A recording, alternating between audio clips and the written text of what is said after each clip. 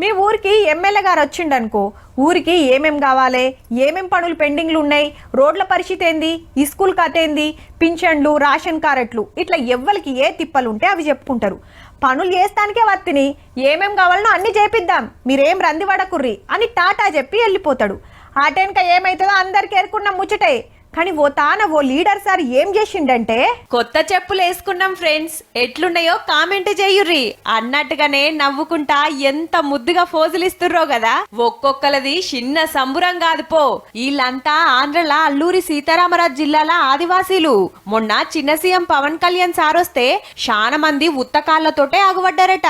అడవుల పొంట తిరుగుతారు, పురుగు ఊసి ఉంటది, గిట్లయితే ఎట్లా అని బాధ అనిపించిందట సారుకు.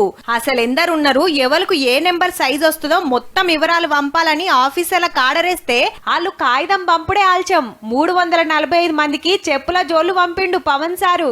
గందుకే మనోళ్ళది గింత సంబురం. ఏదైనా పని కావాలంటే చెప్పులు అరిగేదానిక తిరగాలంటారు, కనీళ్లకు అడగకుంటేనే చెప్పులు వచ్చినాయి.